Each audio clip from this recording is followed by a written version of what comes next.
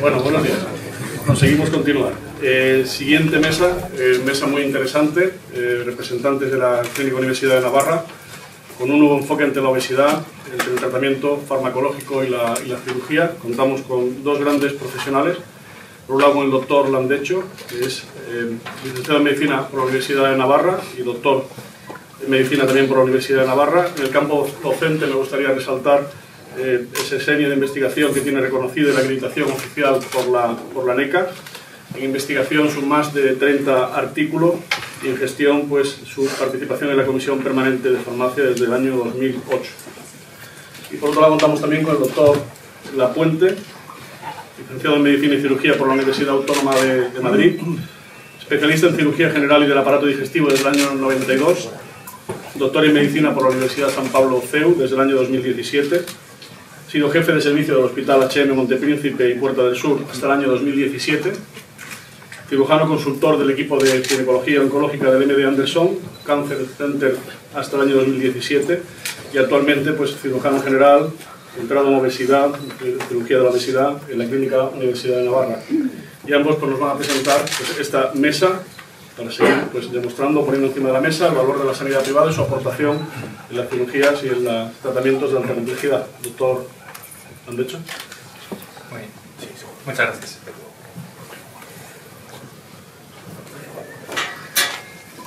Buenos días. En primer lugar quería agradecer a la asociación ASPE la invitación para poder venir aquí y estar con ustedes en este auditorio que es de absoluto lujo. Vamos a hablar del problema de la obesidad en general en nuestra sociedad. A mí me gustaría en primer lugar, tal vez les parezca sorprendente, pero yo no sé cuántos de ustedes se han planteado alguna vez qué es la obesidad, ¿no? Parece algo muy evidente, es algo a lo que en principio nadie le dedica mucho tiempo porque... ¿Ahora? Sí. Decía que me gustaría empezar con algo que a lo mejor parece sorprendente, que es definir la obesidad. Yo no sé cuántos de ustedes se han planteado qué es la obesidad, pero yo creo que es un punto de partida imprescindible. A continuación hablaremos de las repercusiones, de por qué es importante, en términos de repercusión sobre la salud de cada individuo y en términos poblacionales, lo que da un poco la idea de la magnitud del problema que estamos afrontando. Y en tercer lugar hablaremos de las estrategias terapéuticas que tenemos disponibles, las que han sido las clásicas, que se llama, en mi opinión, con un término equivocado, manejo conservador, como ahora veremos, y de sus alternativas. La obesidad, la Organización Mundial de la Salud define la obesidad como un acúmulo excesivo. Esto está en inglés porque está copiado textualmente de la página web de la Organización Mundial de la Salud. La obesidad es un acúmulo excesivo o de funcionamiento anormal por cantidad de grasa que puede dañar la salud, ¿vale? Habitualmente esto se traduce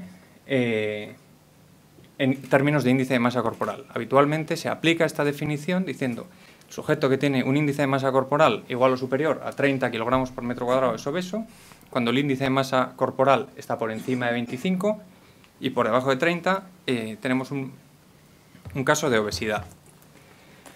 Esta aplicación tiene problemas importantes y en mi opinión es una de las fuentes fundamentales de lo que se ve, de la diferencia entre lo que se ve en la calle cuando hablamos de obesidad y la diferencia de lo que ve un médico cuando hablamos de obesidad. Y una de las limitaciones más importantes es que cuando hablamos una definición de composición corporal, exceso de grasa, y hablamos en otra definición, relación entre peso y altura, que es como se define el índice de masa corporal, no estamos teniendo en cuenta la cantidad de masa muscular, ¿vale? Este es un ejemplo evidentemente llevado al extremo, o sea, este caso no se ve en la calle, pero en términos de índice de masa corporal, este hombre tiene una obesidad mórbida, cuando ya se ve que no tiene ni un gramo de grasa, o sea, precisamente lo que no tiene es grasa, ¿verdad? Otra cosa es que esté sano, eso es distinto, pero grasa no tiene. Y esta es una de las situaciones que nos ha llevado a la situación que tenemos actualmente en España. ¿Cuál es? Pues tenemos un crecimiento en la prevalencia de la obesidad desde el 9% en 1993 hasta el 25% en 2008. Que la obesidad mórbida, que se define como un índice de masa corporal por encima de 40 o índice de masa corporal por encima de 35 con enfermedades asociadas, ha tenido un aumento en la prevalencia mayor del 200%. Y que un índice de masa corporal por encima de 35 kilogramos por metro cuadrado, estamos hablando que es aproximadamente el 2% de la población española. Cuando esto se traduce en números, en gasto directo de la sanidad es el 7%. Es decir, en gasto directo, es decir, no tiene en cuenta ni el gasto asociado a la enfermedad cardiovascular que conlleva la obesidad, ni el gasto asociado a, por supuesto, patología de columna, patología de rodillas, por supuesto no incluye la diabetes, ¿verdad? Gasto directo. Y además es un problema cuya magnitud aumenta acompañando al envejecimiento de la población, que este es otro dato que está sobre la mesa, ¿verdad? La población española es evidente, todos conocemos que está envejeciendo. Y efectivamente la escasa utilidad del índice de masa corporal pues nos pone en situación como la que podíamos leer en La Vanguardia el 12 de julio. La obesidad es una enfermedad, entre comillas, que supone el 7% del gasto sanitario español. En mi opinión, lo llamativo es que una enfermedad esté entrecomillado. Como decíamos, el envejecimiento de la población conlleva, al menos estadísticamente, un aumento del porcentaje de sujetos con obesidad, ¿vale? Tanto en hombres como en mujeres. El otro día, comentando esta diapositiva con un compañero, le llamaba la atención que hay más hombres obesos que mujeres hasta el grupo de edad que comienza con 65 años. Probablemente aquí influye la mortalidad asociada. Y este problema, ¿por qué hemos llegado a este punto? Pues hemos llegado a este punto porque la opinión pública, lo que uno va por la calle y lo que piensa de la obesidad, ¿no? Lo que percibe es un tema puramente estético. Lo que percibe es, pues eso, William Pugh es un caso muy llamativo de un hombre que no se operó. Este hombre es una excepción, ¿verdad? Que a los 26 años pesaba 127 kilos y era oficinista. En un momento dado consigue la motivación, esto lo pone él en su página web, consigue la motivación adecuada porque en un momento dado es consciente de que tiene una altísima probabilidad de morir joven por la obesidad, empieza a hacer ejercicio, empieza a cuidarse, pierde 40 kilos y ahora es la imagen pues, de Diesel, de Timberland, de Vans, es un modelo de éxito, es un influencer. Y esto es lo que se percibe. O sea, en la calle lo que se percibe es esto, ¿no? Que la obesidad es un tema puramente estético, que cuando uno se cuida mejora, pero básicamente lo que cambia es la imagen. Y no es así. Esto es un concepto absolutamente erróneo. Se puede entender que se haya llegado a este punto porque, por lo que decíamos al principio, hay sujetos con índice de masa corporal de 32 que no tienen ninguna de estas enfermedades asociadas a la obesidad. Y hay sujetos que tienen un índice de masa corporal de 36 o de 30 que las tienen todas. Eso dificulta que en la calle se asuma que la causa es la obesidad. Pero cuando vemos cuál es la realidad de la obesidad, pues casi les diría, elijan, ¿qué órgano? Elijan. Porque si uno mira el sistema nervioso central, pues aumenta el riesgo de hipertensión intracraneal idiopática y de ACV. Por supuesto, aumenta el riesgo de desarrollar cataratas. Si uno mira el pulmón, aumenta el riesgo de síndrome de apneas del sueño, produce en obesidades mórbidas con gran perímetro abdominal, produce una compresión de la caja torácica y una anormalidad ventilatoria restrictiva. Es decir, uno no puede inspirar hasta llenar la totalidad de sus pulmones por puro efecto mecánico de la grasa en la zona abdominal. Si uno mira el hígado, por supuesto, la esteatosis, la esteatohepatitis, es decir, el hígado graso, la inflamación hepática asociada a la obesidad, que puede evolucionar a cirrosis o a hepatocarcinoma. Cuando uno mira el sistema cardiovascular, Pues por supuesto, diabetes con la cardiopatía isquémica asociada, aumenta el riesgo de insuficiencia cardíaca. Podemos hablar del órgano que ustedes quieran, incluido el gran miedo que tenemos todos en la población, que es el cáncer. Cuando hablamos de cáncer, uno nunca piensa en la obesidad, a priori, en principio, no. Pues bien, estos son tablas de aumento de riesgo de diferentes tipos de cáncer, a su izquierda en hombres y a su derecha en mujeres. Al revés, perdón, a su derecha en hombres y a su izquierda en mujeres. Y estamos hablando de un aumento de cáncer de mama posmenopáusico con un exceso de riesgo de un riesgo relativo, aumenta 1,2 veces el riesgo relativo, ¿verdad? 1,2 veces a priori puede no parecer mucho, pero hay que tener en cuenta que esto es un metaanálisis de Lancet en el que tiene en cuenta miles y miles de pacientes, ¿vale? Cuando uno habla de cáncer, ¿no?, la población en mujeres, cáncer de mama, cáncer de colon, bueno, pues aumenta el riesgo de cáncer de colon, por supuesto, tanto en hombres como en mujeres. Cáncer de esófago a través del reflujo, por supuesto, aumenta el riesgo de cáncer de esófago, ¿vale? Pero esto no es lo que tenemos en mente. Lo que tenemos en mente es un tema puramente estético.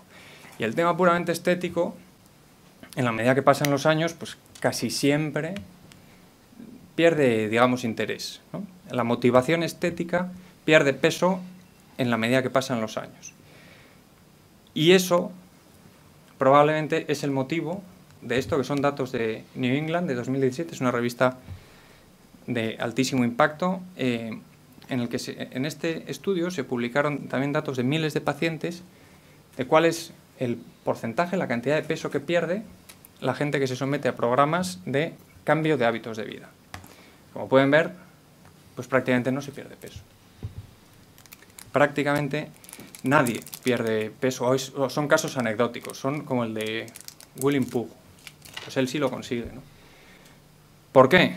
Pues porque él consiguió la motivación correcta, vio efectos progresivos, probablemente no cambió del aspecto de la izquierda al de la derecha, o sea, probablemente él fue capaz de apreciar, tenía la edad correcta, no tenía los hábitos tóxicos muy metidos en su persona, vio que mejoraba físicamente, se encontraba bien, pero lo que él hizo, que es perder 45 kilos, no es nada fácil. Más o menos, esto es una generalización, esto evidentemente tiene un valor limitado, pero más o menos se suele decir que una dieta sostenible en el tiempo, más o menos es tolerable si se hace un balance calórico negativo de 500 calorías al día.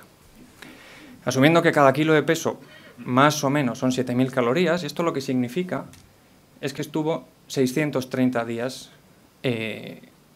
con el cambio de mentalidad.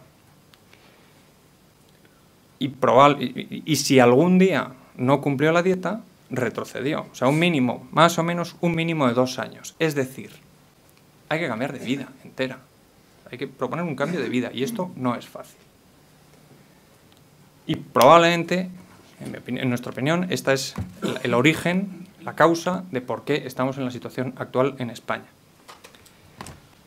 Bien, una vez visto que es un problema de amplia base de implantación con una prevalencia altísima y creciente que se asocia al envejecimiento de la población, que también estamos viendo, pues yo creo que merece la pena analizar cuáles son las medidas que se pueden aplicar. El cambio de hábitos, pues efectivamente decirle a una persona de un día para otro que tiene que cambiar de vida completamente no es fácil. Tiene resultados deficientes. ¿Qué alternativas hay? Por supuesto, el tratamiento farmacológico y la cirugía. A priori la cirugía a todos a priori nos parece que puede ser un poco agresivo. Vamos a analizarlo.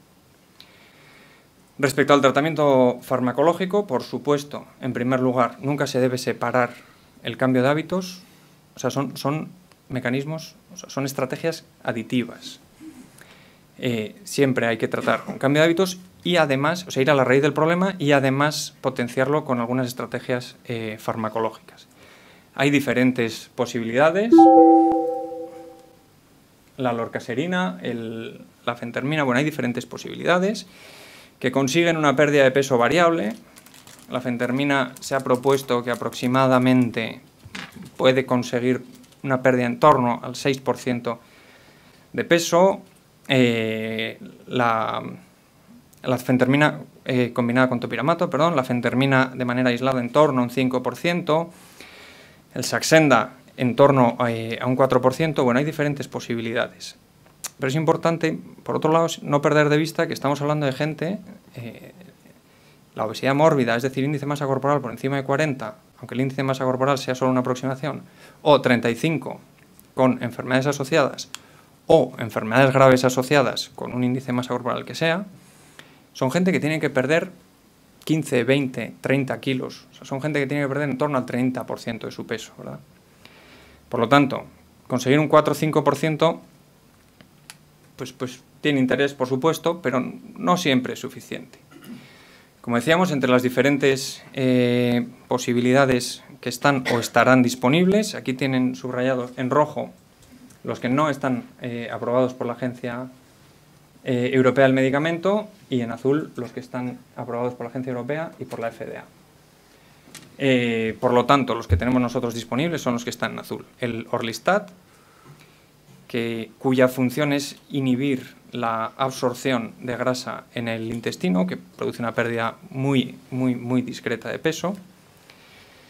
El liraglutide, que es un análogo de GLP-1. GLP-1 es una hormona gastrointestinal que modifica, entre otras cosas, la velocidad de tránsito intestinal, da una cierta sensación de saciedad y además controla o ayuda a controlar. Es un tratamiento con buenos resultados para la diabetes, que es una enfermedad asociada frecuentemente a la obesidad.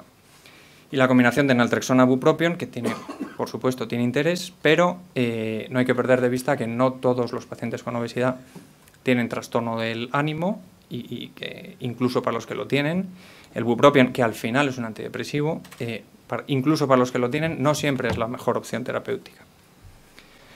Por lo tanto, de entre todas las posibilidades, las tres que tenemos disponibles, aquella que va más directamente a la raíz del problema son los análogos de GLP-1.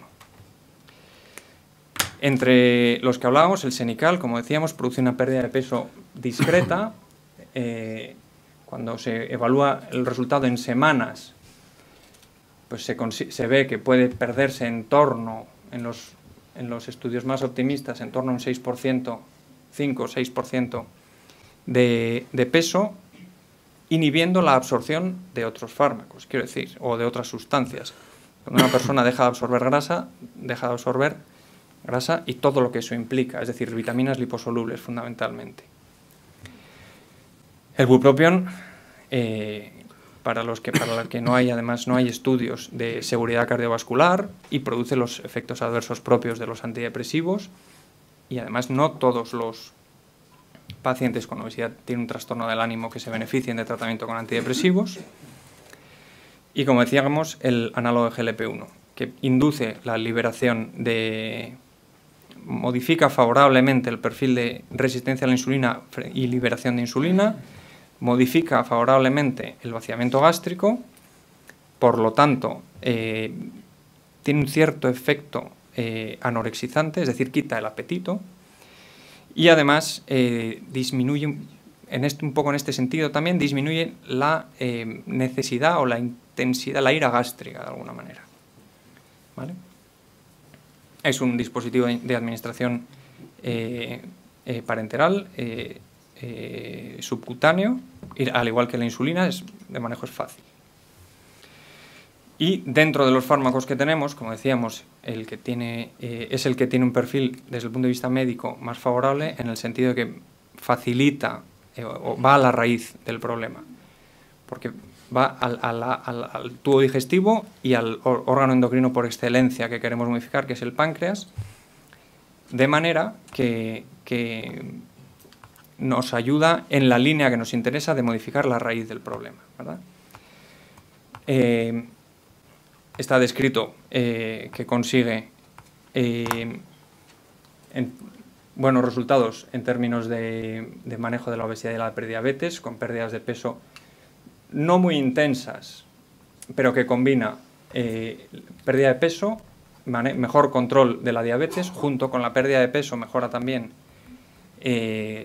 la comorbilidad asociada, por ejemplo, los síndromes de apnea del sueño, y es un fármaco que puede servir que tiene utilidad en el mantenimiento del tratamiento, ¿vale?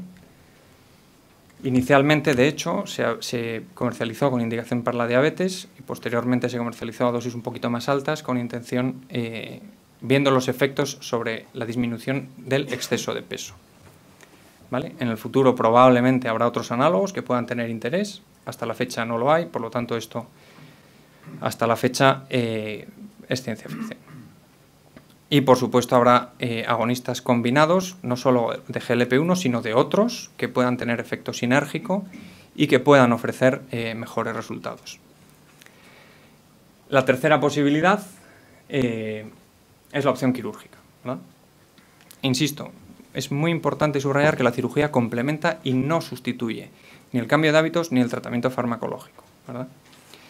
De hecho, previo a la cirugía, nuestros cirujanos, esto lo comentará el doctor Lapuente en su presentación, los cirujanos nos suelen pedir que antes de operar el paciente pierda un poco de peso, porque esa pérdida de peso reduce el volumen hepático y al reducir el volumen hepático el campo quirúrgico se expone de una manera mucho más manejable, cosa para la que el Saxenda, por supuesto, tiene interés. Bien, la tercera posibilidad, lo que decíamos. En el mismo estudio que presentamos al principio, esta diapositiva, la parte de arriba a la derecha, es la misma que poníamos al principio, cambio de hábitos de manera aislada, porcentaje de pérdida de peso prácticamente ausente. Cuando se combina con cirugía, pues vemos que efectivamente el porcentaje de pérdida de peso respecto al basal, estamos hablando de otro orden de magnitud, del 30 a 40%. Vemos que en el seguimiento es habitual que haya una pequeña reganancia de peso,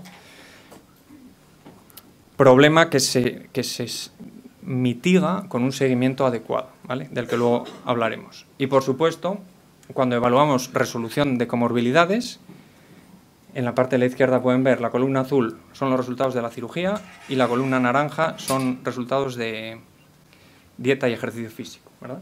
Cuando uno compara el 80% del exceso de peso, el resultado del 80% del exceso de peso perdido frente al 17,3% en estudios randomizados controlados, cuando se compara cirugía a la izquierda y hábitos de vida a la derecha, pues son datos indiscutibles, en mi opinión.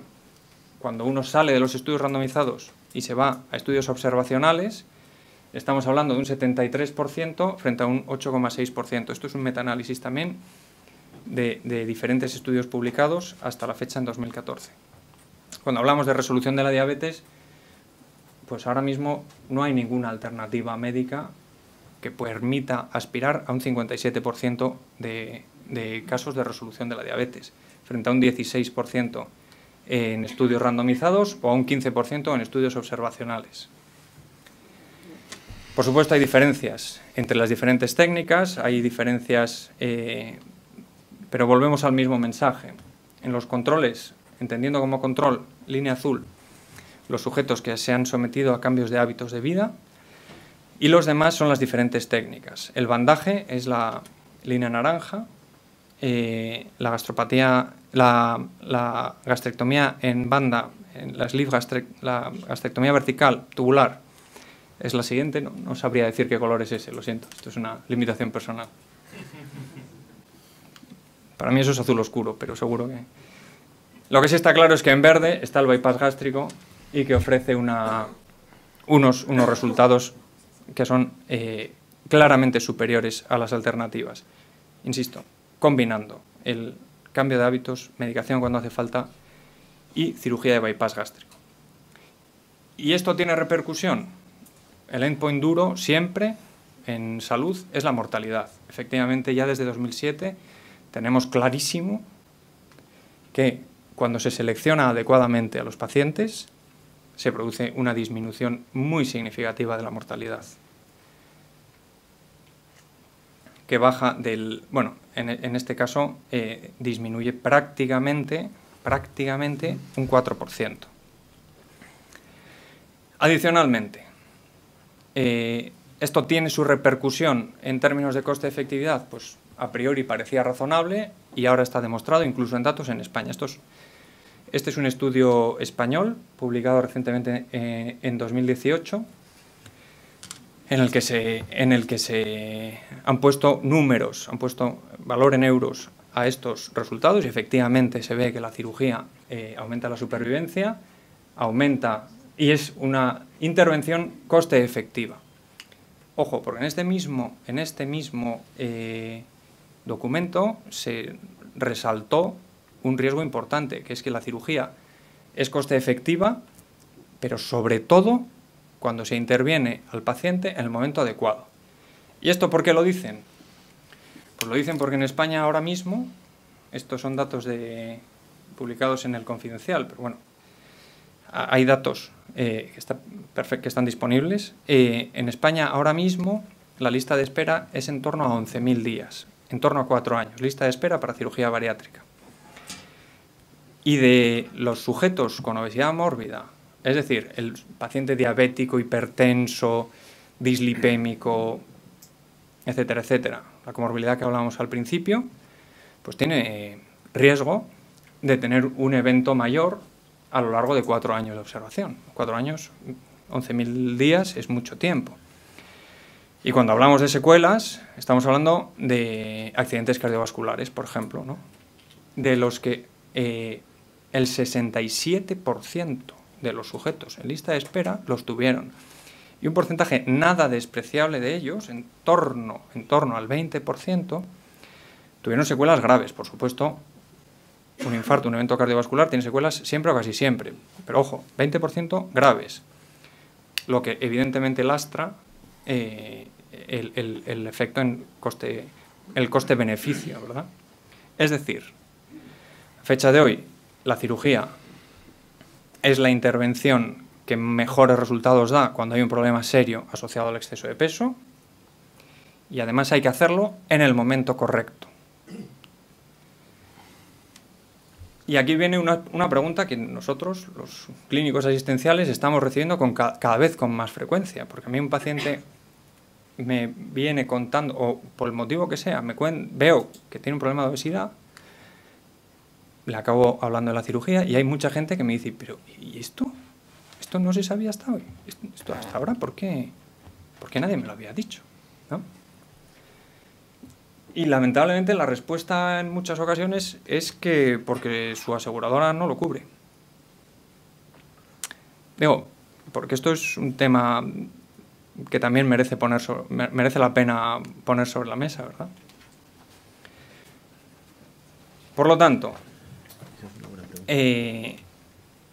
la cirugía es un tratamiento, en casos seleccionados, es un tratamiento de mucho interés, tiene muchas ventajas desde el punto de vista, por supuesto, de la salud, por supuesto, de expectativa de vida, de tiempo de vida, de calidad de vida, ¿verdad? Pero tampoco está, por supuesto, tampoco está exenta de riesgos. Hay que tener en cuenta que la cirugía siempre se está evaluando en casos bien seleccionados, en casos en los que no hay ninguna duda de que el paciente tiene menos riesgo si se opera que si sigue como está, ¿vale? Y esa selección de pacientes, pues hasta la fecha, ¿cómo se ha hecho? Criterios de 1991, en los que se hablaba de índice de masa corporal mayor de 40 o entre 35 y 40 con comorbilidad, que estos son un poco criterios muy antiguos. O sea, esto es criterio prácticamente prehistórico, ¿verdad? Por la limitación del índice de masa corporal, que es un dato que cada día tiene más evidencia científica. Y además, vemos que un paciente con diabetes y obesidad muchas veces sale del ingreso el día del alta, sin haber perdido 1 gramo de grasa, ya tiene un requerimiento de insulina que es la mitad o menos que lo que traía. Y esto ha hecho que se desarrollen programas específicos de cirugía, que la técnica es similar, pero dirigidos a la diabetes, ¿vale? Independiente del índice de masa corporal. Porque, insisto, el índice de masa corporal tiene riesgos de inducir error, ¿verdad? Pero, por supuesto, volviendo al concepto clave, que es la operación sí en sujetos seleccionados. Y por eso las sociedades, tanto la Sociedad Española de Cirugía Bariátrica como la Sociedad Europea de Obesidad, pues han desarrollado criterios muy estrictos de a quién hay que operar y cuándo. Nuestro equipo multidisciplinar, pues tenemos la suerte de que tenemos una larga trayectoria en el área, y tanto la doctora Frubeck, que colaboró en las guías de la Sociedad Europea del Manejo de la Obesidad, como el doctor Valentí, que ayudó a redactar las guías de la Sociedad Española de la Obesidad, pues hemos contribuido a definir cuáles son los estándares de calidad, ¿verdad? Y los estándares de calidad, por supuesto, tienen que ser muy estrictos, porque no es solo operarte, no son solo los datos generales, sino hay que subrayar la importancia de, bueno, y al sujeto en concreto, a la persona que yo tengo delante, le va a ir bien, regular o mal. Pues para eso, selección del candidato y criterios del centro que opera, ¿verdad? Los estándares de calidad requieren, por supuesto, un periodo de formación acreditada. Nosotros tenemos una trayectoria en el área desde 1999. En el 2007 el doctor Valentí estuvo en el Imperial College y no fue hasta 2009 que la EASO, que es la Asociación Europea para el Estudio de la Obesidad, nos acreditó como centro de excelencia en el manejo de la obesidad. Acreditación que, por supuesto, mantenemos a fecha de hoy. Y lo mantenemos porque hay que acreditar también una experiencia, un número mínimo de intervenciones. Aquí he traído las cifras hasta 2017, porque hacemos reporte a la EASO anualmente, en la que confirmamos que tenemos desde 2010, en 2010 dimos las de 2009, que mantenemos una actividad suficiente, que hacemos un seguimiento adecuado para lo que tiene especial dificultad. Quiero decir, hay muy poca gente que se opere en 2013 y en 2018, es decir, a 60 meses, siga yendo a revisión con el cirujano. Eso no tiene mucho sentido. Por lo tanto, para el seguimiento hay que ofrecer el abanico completo. Es decir, no se trata de operar a un paciente y asumir que eso resuelve el problema, porque no es así. Se trata de operar a un paciente que pierda peso y luego seguir con él, pero no el cirujano, sino el nutricionista, la persona, el internista que le está manejando o le manejaba la hipertensión que ya no tiene o la diabetes que ya no tiene, ¿vale? Es decir, para conseguir esto es imprescindible tener un equipo multidisciplinar. Por supuesto, hay que demostrar que hay un mínimo del porcentaje de exceso de peso perdido, que al año y a los 2 años se exige, si no recuerdo mal, el 80%. Luego, con el seguimiento, la reganancia de peso, como vimos en la diapositiva anterior, se suele reganar algo de peso. Y con el paso del tiempo, el criterio es menos exigente. Lo que sí se mantiene en la exigencia es en la resolución de la diabetes, y digo resolución. O sea, no hay ninguna alternativa terapéutica a fecha de hoy que resuelva la diabetes. Con la cirugía se consigue, el estándar de calidad es una resolución mínima del 60% de los casos, que con el seguimiento, por supuesto, disminuye. En nuestra serie, en la de todos. En azul ven el porcentaje de sujetos en los que se ha resuelto, que a los 18 meses está en torno al 80% y luego disminuye un poco. En naranja, los que experimentan mejoría, aquí ven lo que les decía. Desde el primer mes, más del 80% mejoría y en torno a un 17% resolución, ¿vale? Seguimos. Hipertensión. Se exige una resolución en torno al 70%, dato que nosotros cumplimos también. Porcentaje de corrección de la dislipemia en torno al 70%, con seguimiento mantenido. Y no solo eso, por supuesto. Hace un momento hablábamos, en la presentación previa, se comentaba un caso de una paciente con obesidad mórbida que fue rechazada para cirugía. Efectivamente, el obeso mórbido es una persona que tiene muchísimo riesgo de complicaciones intra y en el posoperatorio inmediato y que se rechaza para cirugía de columna o de prótesis. En ocasiones se rechazan. Con la cirugía nosotros conseguimos una resolución de la limitación articular en un porcentaje nada despreciable. Depende mucho. Estos datos de hasta el 80% hay que matizarlos, porque depende de la gravedad de la destrucción articular previa a la intervención. Pero bueno, asumiendo incluso que solo hablamos de mejoría, estamos hablando de cifras por encima del 80%. Este dato no está entre los estándares de calidad exigidos, pero es un dato muy relevante, porque mejora mucho la calidad de vida del paciente. Porque cuando a una persona le duelen las caderas no puede caminar, y si se le quita 30 kilos de encima y le dejan de doler, puede caminar. Tiene mucha más facilidad para ese cambio de vida que es imprescindible. Evidentemente, en los estándares de calidad se incluyen una tasa de complicaciones que se aceptan o se cuantifican en menos de un 10% de complicaciones generales. En nuestra serie tenemos poco más de un 5%, menos de un 6,6% de hemorragia o de fuga. Nosotros tenemos en torno a un 4 y un 0,5% de ambas. Menos de un 8,7% de estenosis, que nosotros tenemos reflejado en obstrucción y síntomas, vómitos, que es menos de un 1%. Otro dato muy relevante desde el punto de vista de gasto asociado a la intervención es cuántos días se pasan ingresados nuestros pacientes. La media está en torno a 3. Y luego estos datos hay que tener en cuenta que incluyen, esta estancia hospitalaria incluye datos desde el principio del programa. En 2010, nosotros y todos los centros teníamos ingresos un poquito más largos que los de ahora, ¿vale? O sea, ahora mismo es una anécdota el paciente que pasa más de 3 días, absolutamente anecdótico. Y en resumen, a mí me gustaría subrayar las claves del éxito de nuestro centro, y es lo que hemos estado hablando hasta ahora, que combinamos, o sea, nosotros recibimos a un paciente con un problema y no le queremos colocar un producto. Lo que queremos hacer es darle lo mejor para él.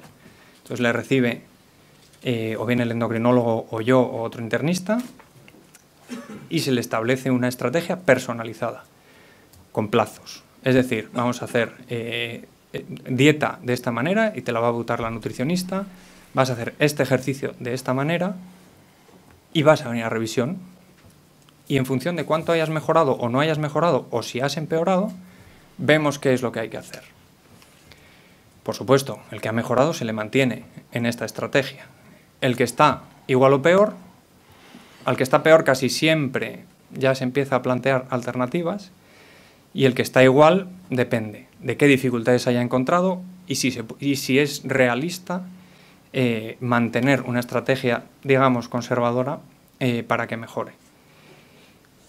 Cuando llega el momento de que la persona, de que hay evidencia, no de que se convence a la persona, sino de que es evidente que la persona no puede mantener el cambio en hábitos de vida o tiene una urgencia, necesita perder 50 kilos, muy difícil, se plantea una opción quirúrgica. Y después volvemos a un seguimiento personalizado, tanto en el ámbito de la nutrición, como del ejercicio físico, como del médico generalista o endocrinólogo, en la medida que las revisiones con el cirujano van perdiendo sentido, digamos. Y hasta aquí mi charla.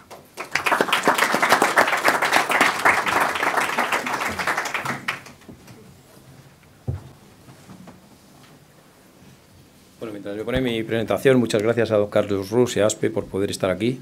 Y voy a ver si... Yo soy cirujano, como soy cirujano no sé tantas cosas como el doctor le han dicho de todo este asunto tan específicas, y me gustaría ser capaz de transmitir un poco la necesidad, y yo diría otra cosa, la ilusión por la cirugía en este tipo de problema. Es decir, lo que es evidente es que nos encontramos con un problema que es la obesidad de una magnitud de pandemia mundial.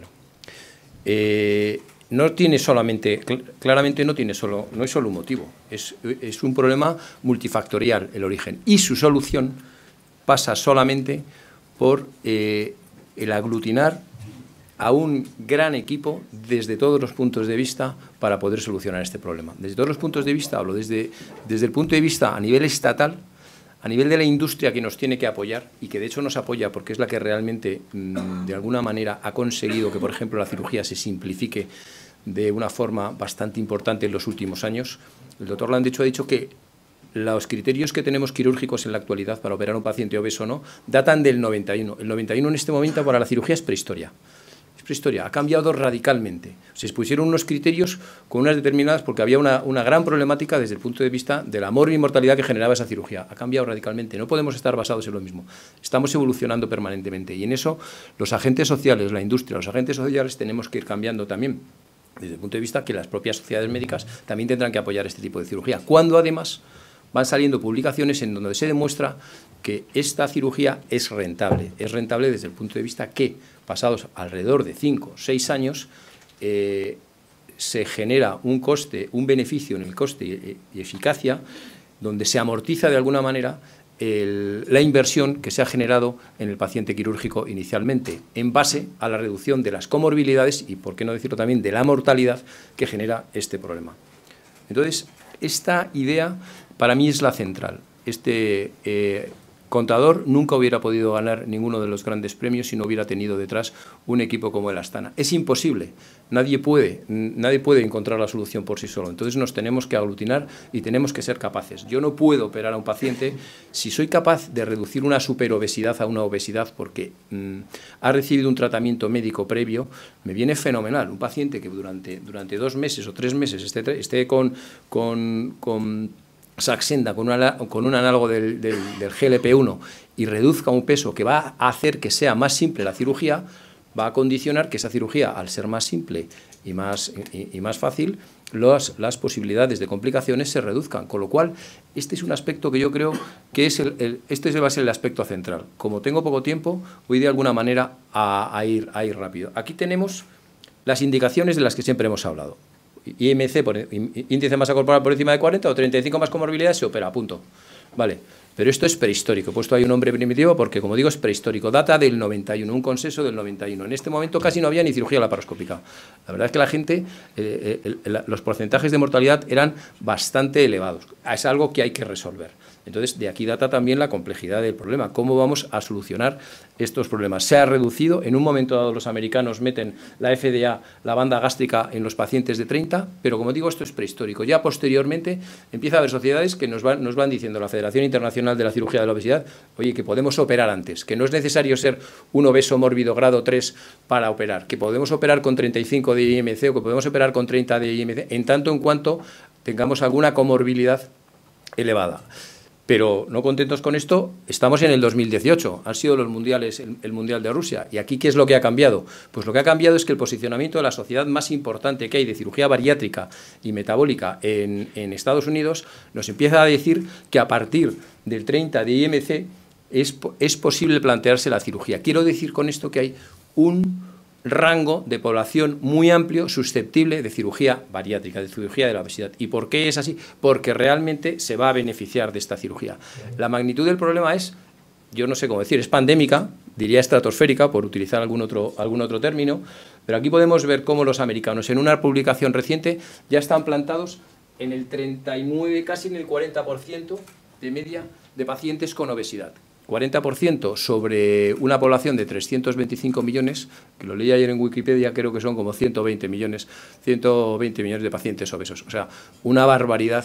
¿Y cuál es la solución? Evidentemente no es la cirugía sola, porque la cirugía no puede con todo esto y además, aunque pudiese, era impensable el poder llegar a ello. Es decir, tenemos que poner el tratamiento médico, los cambios de conductuales, alimentarios y el tratamiento farmacológico es lo que es previo a cualquier tipo de indicación quirúrgica. Después tendremos, como bien ha dicho el doctor Landechu, que seleccionar adecuadamente los pacientes para operarles. Las gráficas que nosotros tenemos en España, que es la de color verde, sobre la evolución en este caso del sobrepeso, la verdad es que vamos bastante bien posicionados. Después de los americanos y los ingleses, no están ahí metidos los mexicanos, pero nosotros vamos poco más o menos que a la cabeza en sobrepeso y en problemas de estas características. Nos los vamos a encontrar, nos los encontramos en nuestro día a día.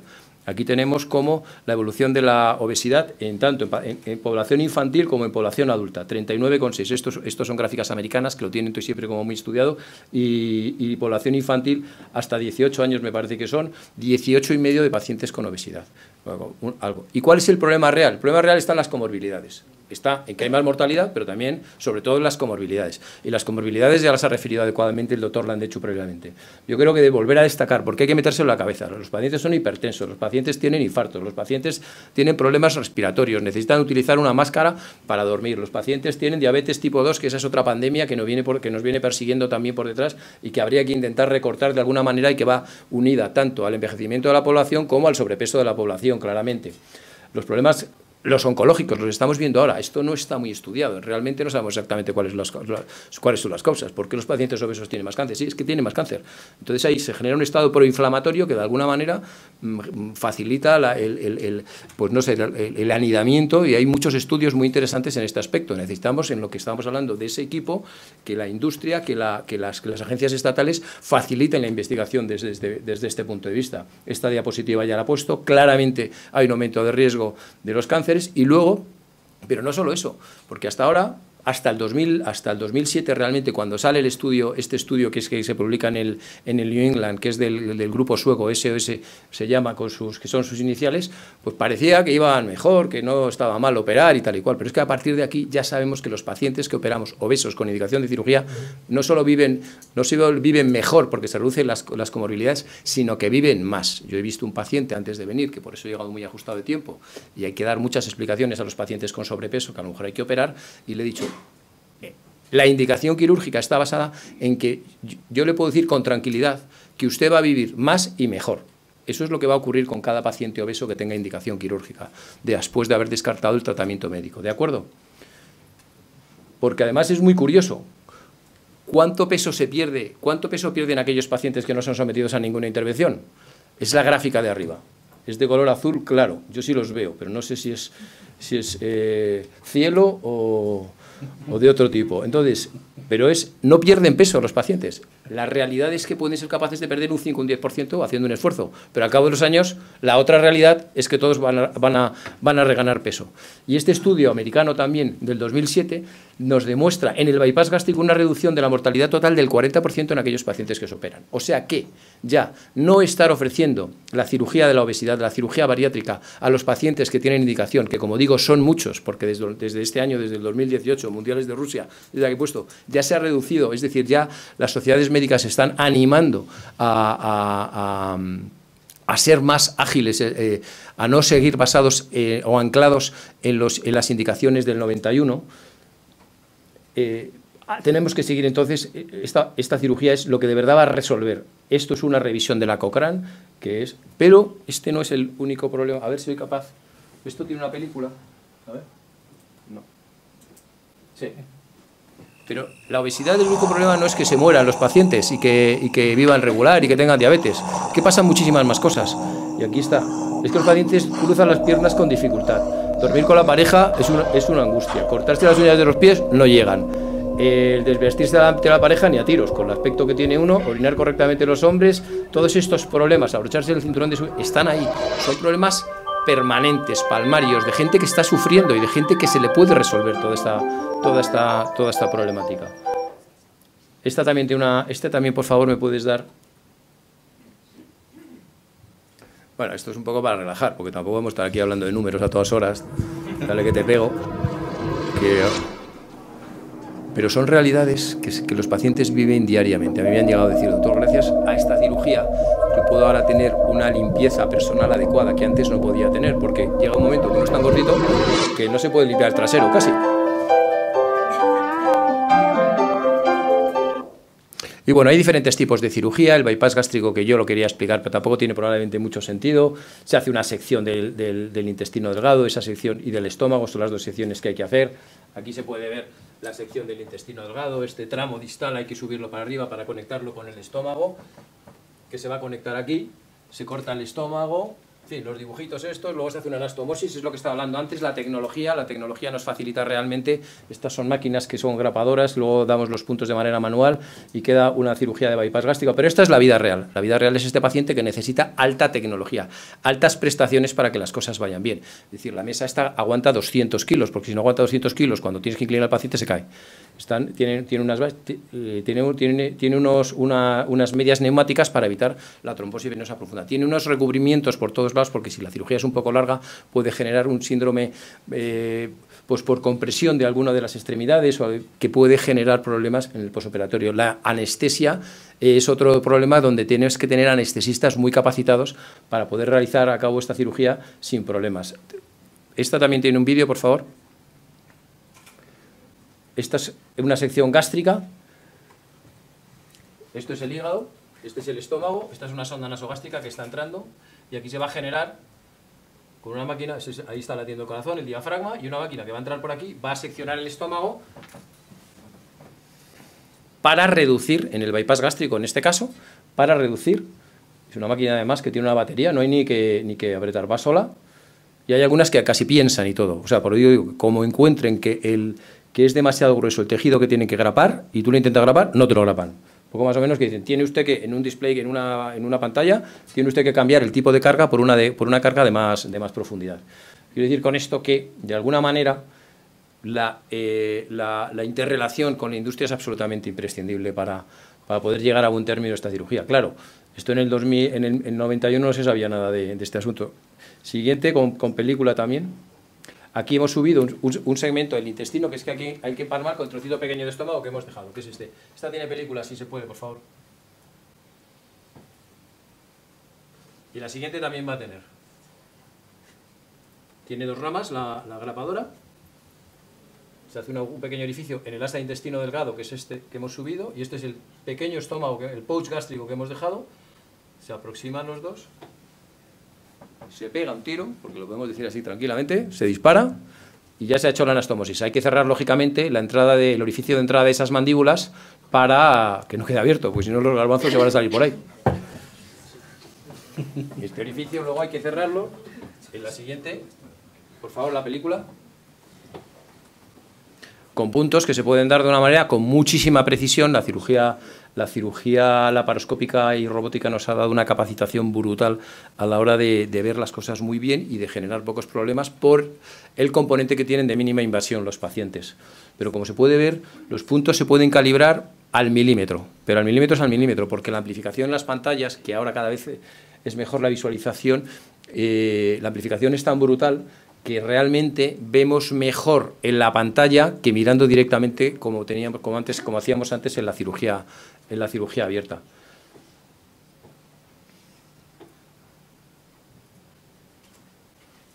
Nada, damos este punto y pasamos a la siguiente, que tampoco... Pero bueno, es bonito verlo.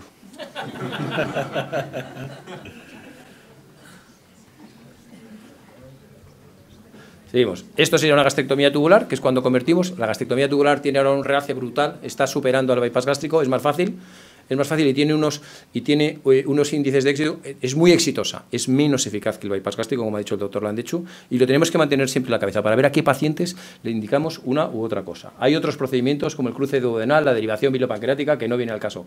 Más procedimientos menos invasivos, como es la aplicatura gástrica. Esto es un estómago, que lo que hacemos es, pues no sé, invaginarlo dentro de sí mismo para que el paciente pueda comer menos. Tiene sus problemas. Este es el famoso procedimientos no quirúrgicos, el famoso balón intragástrico, se coloca.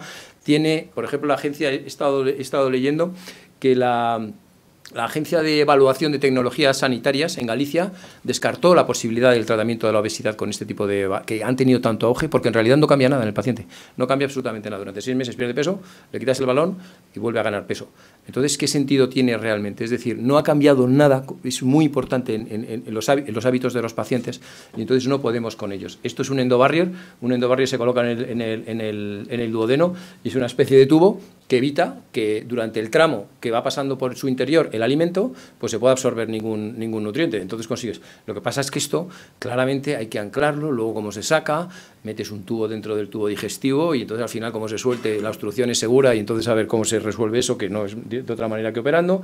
Y luego otros procedimientos no quirúrgicos, que este sería una aplicatura como la que hemos visto antes, que se puede hacer por la laparoscopia, pero desde dentro.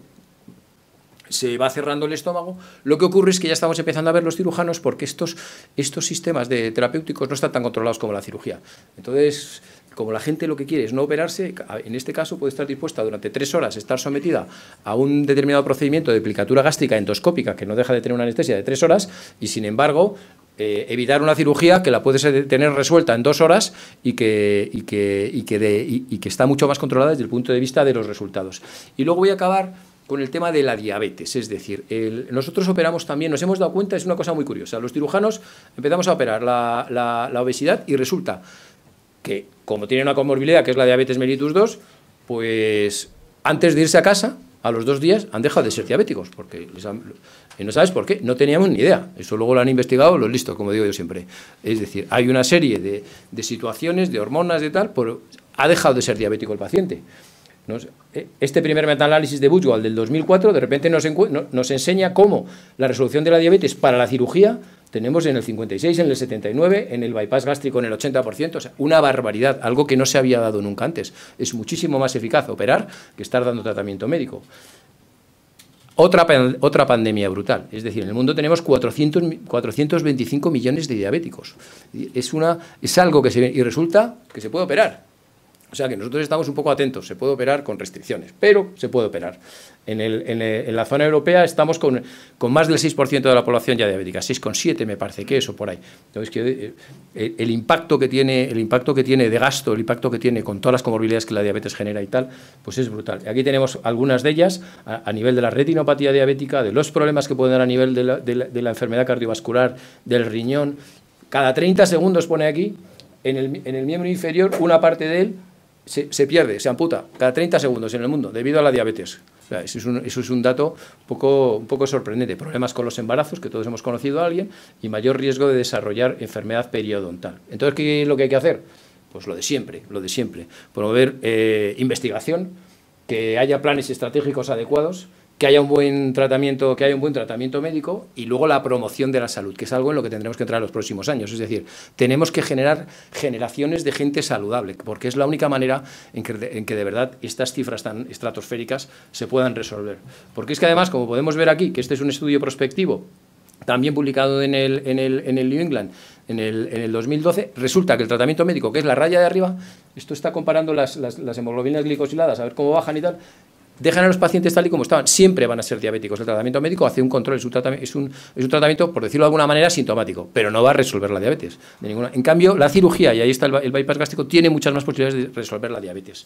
También de prevenirlas. Este es otro estudio que hacen los suecos. Esto siempre mete una cantidad de pacientes impresionante en las 2 ramas, 1.600 y 1.700, y consiguen prevenir la diabetes. Y ahí están diferencias estadísticamente significativas entre la hemoglobina glicada, entre los que se han operado y los que no se han operado. Es decir, estos siguen con las hemoglobinas altas, los no operados, y los operados con las hemoglobinas controladas, con las hemoglobinas glicadas, que es un índice de resolución de la diabetes. Y, por supuesto, ya en la diapositiva de al lado, los cambios de peso. Y aquí llegan el año pasado como la panacea para los cirujanos. La todopoderosa ADA, American Diabetes Association, autoriza la cirugía de la diabetes autoriza la cirugía de la diabetes por primera vez. Es decir, se empieza a contemplar en unas situaciones específicas, pero se empieza a contemplar porque está dando resultados. Es decir, no queda más remedio que empezar. Los mecanismos por los cuales la diabetes mejora son diferentes. Hay una serie de hormonas, como por ejemplo esta que tenemos aquí, que es la GLP-1, que es la GLP-1, que es aquella de la que es un análogo el Saxenda, y entonces son fármacos que realmente nos están resultando muy útiles a la hora de mejorar a los pacientes. Esto es un chiste negro. Y dice, pero doctor, si la cirugía metabólica es el tratamiento, ¿por qué no me lo dijo antes? Y lo negro, el doctor tiene ojos y la paciente, por su retinopatía diabética, está ciega. Entonces, si lo hubiéramos avisado antes, como ha dicho el doctor Landechu, en el tiempo adecuado, se hubieran podido resolver muchas comorbilidades que posteriormente vienen. Esto es un algoritmo para el tratamiento de pacientes. Las tasas de remisión dependen de la duración de la diabetes. Cuanto antes tratemos, hay un tiempo para tratar a los pacientes. Si tenemos a un paciente 14 años en lista de espera, no vamos a resolver quirúrgicamente la diabetes. Si lo tenemos 1 año o 2 años, hay muchas más posibilidades de que esa diabetes se resuelva. Diferentes tipos de cirugía, diferentes eficacias. La verdad es que el bypass gástrico es la que hay la derivación biliopancreática, pero en relación con el riesgo que tienen, el bypass gástrico sería la más indicada como cirugía metabólica, aunque no hay que perder de vista el que la gastrectomía tubular, siendo menos eficaz, puede ser interesante en algunos pacientes.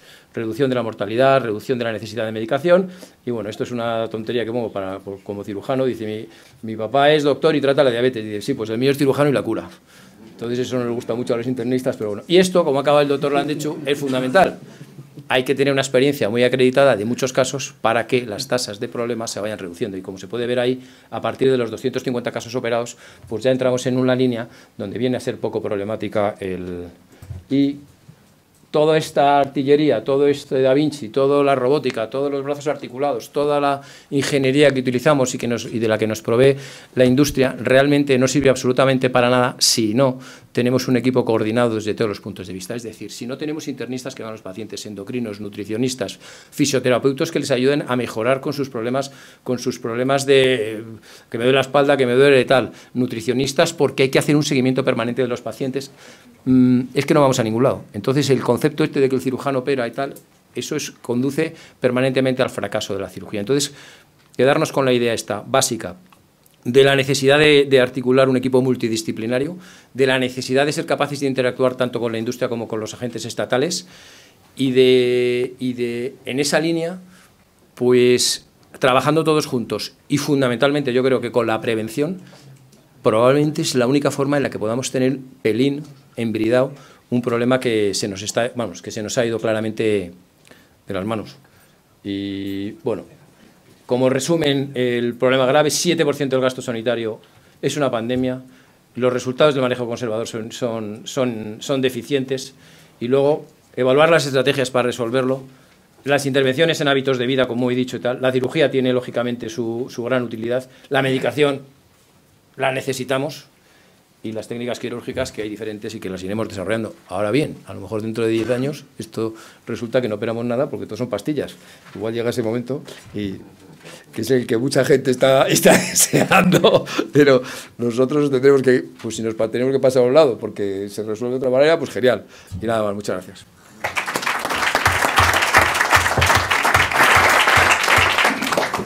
Bien, yo creo que podríamos aprovechar al menos 5 minutillos por si tenéis alguna pregunta. Yo sí tengo alguna para los ponentes, pues no sé si hay... Jesús, por favor.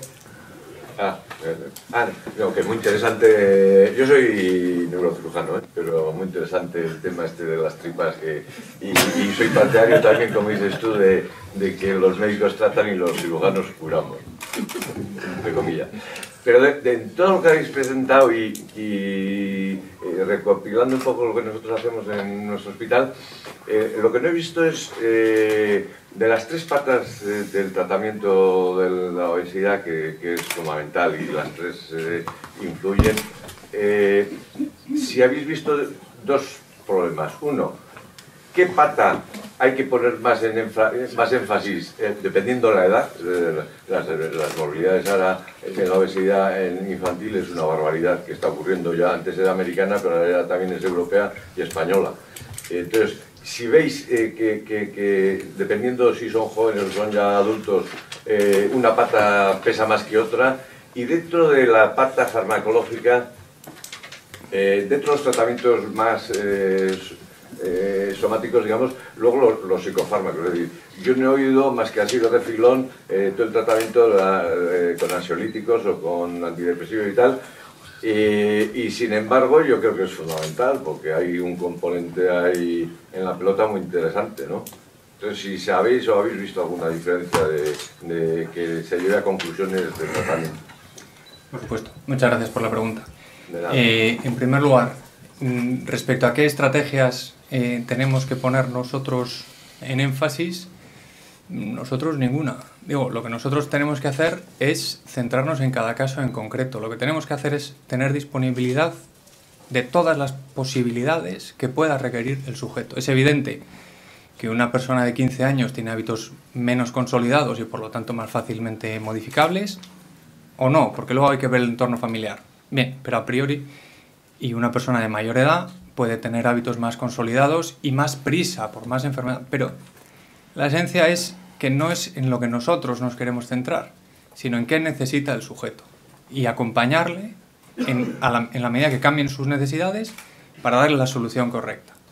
En segundo lugar, por supuesto, hay un problema de ansiedad, depresión, deterioro del estado anímico, que es muy importante en los pacientes que tienen una limitación física grande por la obesidad, pero es un dato perfectamente demostrado también que el tratamiento con ansiolíticos, antidepresivos, etcétera, etcétera, etcétera, no corrige el problema. Entonces, es otra de las estrategias complementarias, pero pero no es una solución.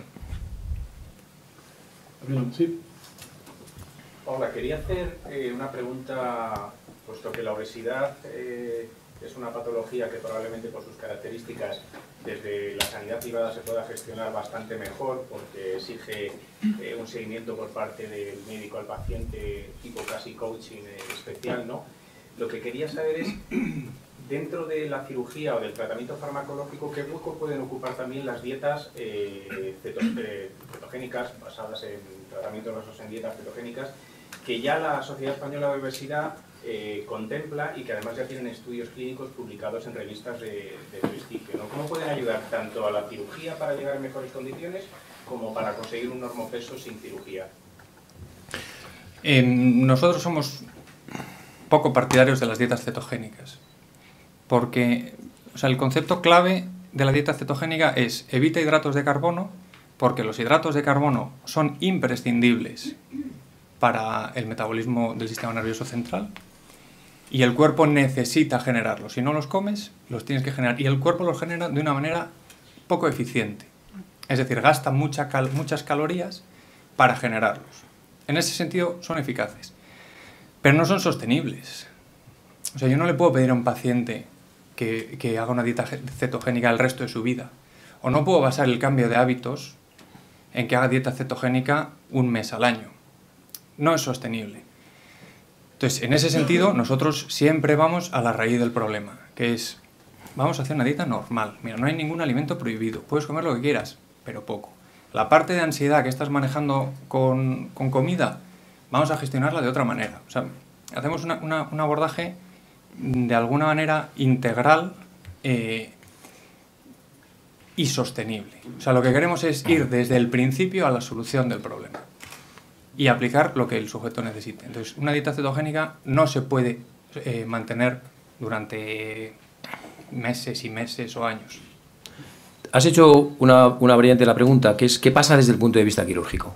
Entonces, desde el punto de vista quirúrgico, es verdad que esta dieta no se puede mantener durante tiempo, pero no es menos cierto que cuando un paciente ya está decidido a operar, si tiene una indicación clara de cirugía, a los cirujanos nos viene muy bien la pérdida de peso.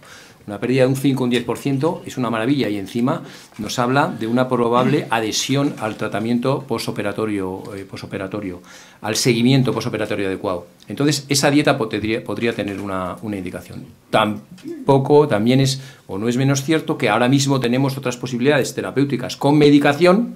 En ese caso vamos a ir incluyendo el tema del Saxenda, como que nos puede facilitar esa pérdida de peso y entrar en el campo quirúrgico de una manera más sencilla. Se reduce el volumen del lóbulo hepático izquierdo, del hígado en general, pero que es lo que está encima del estómago, y como está encima del estómago molesta, y no solo se reduce, sino que se compacta, porque cuando lo operas sin haberse reducido, es como, haces así y se desgarra con mucha más facilidad, sangra más fácilmente, y cuando se compacta, resulta que es más resistente a la manipulación que nosotros podamos crear. Con lo cual es realmente interesante el ser capaces de ese tratamiento inicial, que sería 15 días, claro, no puedes tener más tiempo.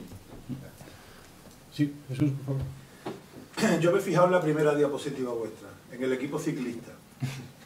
¿Qué dificultad tenéis en la obtención de equipos multidisciplinares? Y a su vez, oye, ¿quién es el contador y quién es el gregario? Porque me interesa mucho, es decir, en esta competencia que hemos visto ayer, dieta, solución medicamentosa, solución quirúrgica, ¿quién lleva la manija? ¿Quién decide quién es el contador y quién es el gregario? A ver, yo creo que la cuestión está del tema de quién es contador, a lo mejor es la primera vez que puedo pensar que es un error poner esta diapositiva, con lo que me gusta la integración del equipo. Conviene... Contador es el paciente, sin duda, ¿no? Quiero decir, ¿quién gana? Pues mira, ¿Quién gana? El paciente. Quiero decir, que esta es la esencia de nuestro concepto asistencial. Yo no tengo ningún interés especial en operar o en no operar. Lo que yo quiero es que gane el paciente. Y es una decisión que tenemos que tomar entre todos, y eso lo tenemos claro. Es decir, cuando estamos en una sesión clínica no se trata, lo opero yo, pues no lo operas, porque no. Cada paciente, cada situación, es verdad que luego se homogenizan los grupos y tampoco... Pero perdón por un poco la sí, pero caricaturización de la pregunta. Está bien. Pero de hecho tenemos que intentar perder esa idea de contador, quién es el que dirige aquí el cotarro y quién es es más cómodo no ser contador, pero sí que tiene que haber siempre un grupo, pues yo creo que es un grupo un pequeño grupo de profesionales que tiren del equipo. Eso sí que creo que es necesario, porque si no hay un interés específico de 2, 3, pues el doctor Landechu, Víctor Valentín, en Madrid estoy yo, que no empujamos, luego hay gente que hay que llevarlas un poco más a rastras, pero también es cierto que esa gente es que no está tan implicada en el problema.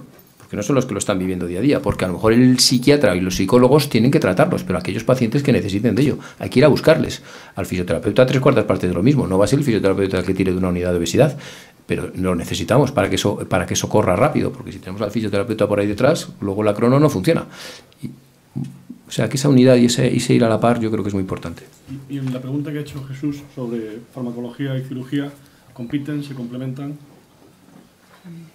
Bueno, yo creo que eso está claro, es decir, desde el primer momento y en esa diapositiva de que la industria tiene que colaborar con nosotros y nosotros con la industria, este es un caso palmario desde mi punto de vista. Es decir, hay medicaciones que nos pueden facilitar las cirugías y esas las tenemos que utilizar.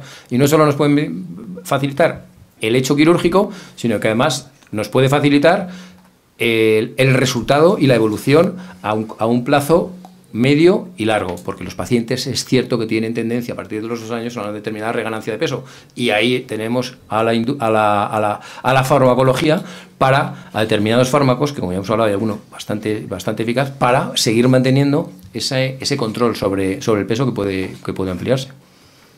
Bueno, hemos pasado 15 minutos el tiempo, agradeceros muchísimo profesionalidad y vuestra exposición, y damos paso a la siguiente mesa. Muchas gracias.